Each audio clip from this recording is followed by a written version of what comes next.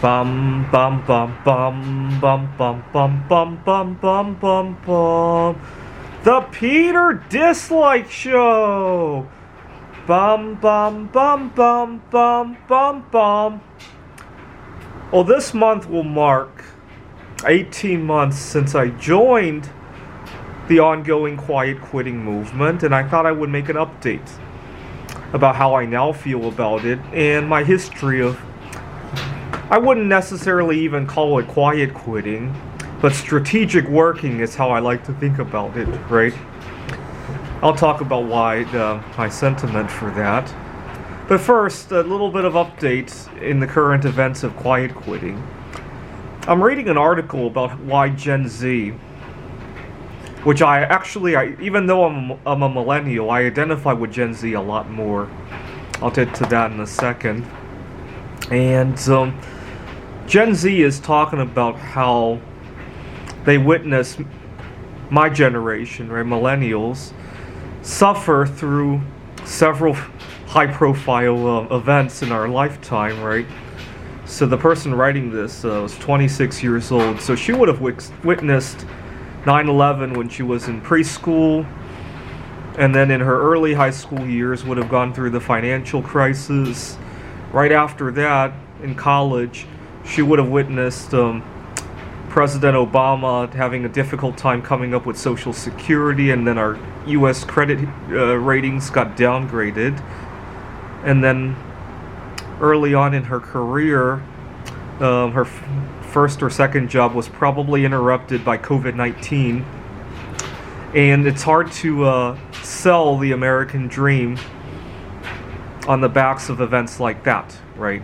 And so she's in the article, she and her peers are saying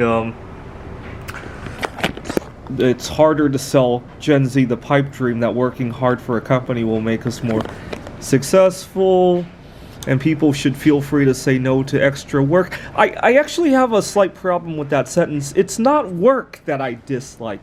It's busy work and micromanagement, and the idea that the man up there knows how you work best more than you do yourself. That I Peter. And the sometimes the man up there not even knows how you know how to work more than yourself, but he seems to know how you live your life best for yourself, and he criticizes the way or judges you for the way you live your life.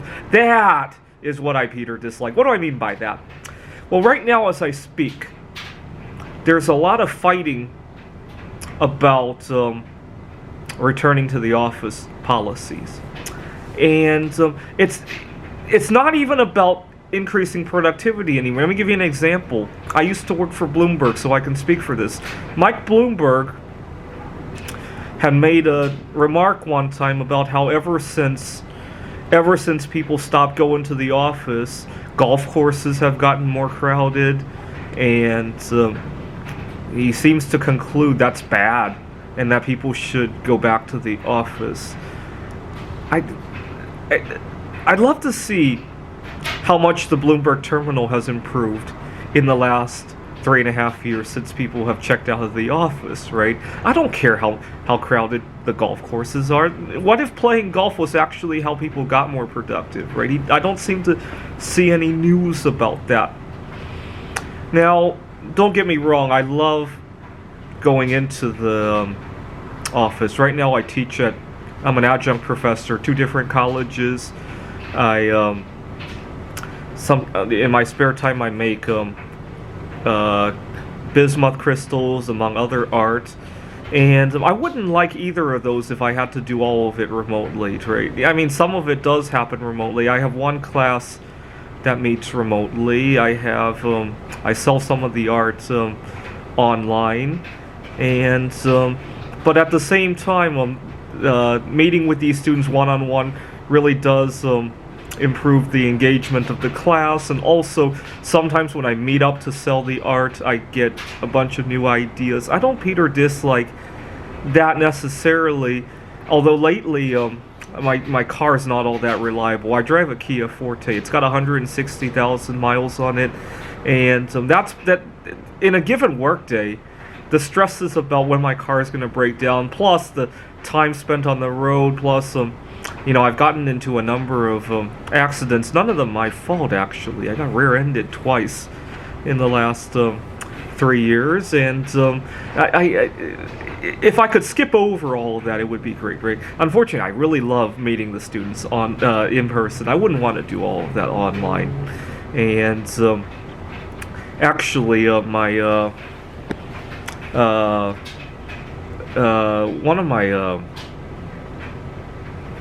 when I was teaching at Washington Technology University in Seattle, Washington, one of my bosses gave me a lot of stress because I was also teaching at 2 different schools there, and I didn't want to drive all the way home because, again, I was driving a Mitsubishi Lancer. I think I had 140,000 miles on that car. I was living in one part of town. I was teaching at WTU and what was the name of this other school? DigiPen. And they were kind of in the same region of town. I didn't want to drive all the way home, so I would hang out in one of those schools and often eat there, cook stuff there, and I eat a lot of things that are unconventional, and sometimes people see it as weird, and so it's the point is, it's the logistics around work and the micromanagement and the fact that it has to happen on a given schedule, right? So, for example, today is tomorrow's Veterans Day. We have off today, but I ended up waking up at 4 in the morning because my roommate woke me up, and talking to my roommate, I kind of feel sad for him. He has to get up at 3:30, 4 o'clock in the morning. He's a construction worker. And I'm not sure what to think of him, because at the same time that I should be applauding him for his hard work, it feels like that by allowing himself to be bullied into, I hate to use this word, but to be bullied into waking up at 3:30, he sets the standard that everybody who does construction work ought to compete and work at 3:30 in the morning, right? And this is what it looks like right here, and that's what he's going out at. And I'm not sure what to think about that, right? I think we could manage our work a whole lot better than that, right? I mean, it's nice to have nice highways to drive on. Let's face it, part of the anxiety of me driving to work is that there's always a lot of crap on the road, and I've blown 3 tires in the last few months, and right? So at the same time as that, it's the good roads that I want. It's not workers getting up at 3 in the morning that I pay my taxes to hope to get, right? So it's weird, right? It's weird. I'm not sure what to make of that, right? But what I want is work to be all about results, right? And right now, as I speak, there's a lot of discussions about a 4-day work week and all that. No, I don't necessarily want a 4-day. I don't hate work. I don't particularly dislike going to work. But what I do like is not working. Right? I know that sounds weird. What do I mean by that? Well, I really enjoyed the time that I was in New Mexico 2 months ago viewing the solar eclipse. What I would have loved was to not make the trip so rushed, right? To give you an idea how rushed it was, the solar eclipse was on a Saturday morning. I drove out Friday afternoon right after work. I headed out of the campus at, I think, 4:30 p.m. and I ran into quite a bit of traffic. Part of the reason I ran into traffic was that somebody else was so burnt out that they got into an accident on the road. And finally, I make it to Albuquerque at 2 in the morning, and the eclipse begins at 8 o'clock, and I didn't want to oversleep. So I pull into this gas station, and I noticed on the door that the gas station opens at 7 a.m., and I knew that there'd be a lot of noise when they open. And furthermore, I decided I'm going to park horizontally across 3 handicap parking spots, because I knew that by 6:30, 7 o'clock, when the employees started to show up, they would angrily pound my door, waking me up. I've done this before, and often it doesn't turn very well because they're angry. I mean, it gets my heart pounding at least, but oftentimes it could go either way. Let's put it that way. And so I left my car like that. At least I could fall asleep now without worrying about oversleeping. Well, somebody did pound my door. Unfortunately, to my dismay, when I looked up, it was still dark, and I figured it was kind of early. It was a police officer, and he was like, "Sir, have you had anything to drink?" As I, my first reaction was to say, "Well, thanks for waking me up," and because in the past I've had bad experiences using this hack, so I wanted to make sure to de-escalate the whole thing, but that confused the police officer even more, and he thought I was disoriented, drinking, high, or something like that. And I started talking about a solar eclipse, and he didn't even know that there was such a thing. And after he realized that I wasn't drunk or high and that I was just playing a prank to make sure I would wake up, he felt really disappointed that he didn't have time the following day to see a solar eclipse. So anyways, I had a good trip otherwise, but I would have loved to have 2 extra days, right? At the same time, I really hate missing 2 days of work, right? So it's not that I want vacation. I just, it's not that I want to get out of work. It's just that I want more vacation for myself. And then it dawned on me, why can't we have both, right? And so my quiet quitting motivation isn't so much about not working. It's about, well, it's not about work, it's about the logistics surrounding work, right? The fact that some people, like my roommate, have to get up at 3:30 in the morning. The fact that my boss seems to know how I work best more so than I know for myself, right? If I know that playing golf makes me a better employee, but my boss doesn't understand that, that's what I really, Peter, dislike more than anything else in the world, right? Let me breathe. Let me flex my work muscle a little bit, right? Don't constrain everything, right? Anyways, that's what I, Peter, dislike more than anything else. But my first time quiet quitting was actually kind of funny. I beat at a very different wavelength than a lot of my colleagues, and a lot of times people don't understand that my desires have any meaning to them. Last June 13th is an important anniversary for me, and I had been talking about it all of early June. I was working at a tutoring center in Bellevue, Washington, and my boss conveniently forgets about that. Not only does he forget about that, he sent me an email full of bad news on my anniversary. And I wasn't sure if he forgot or if he just conveniently sent it or insensitive.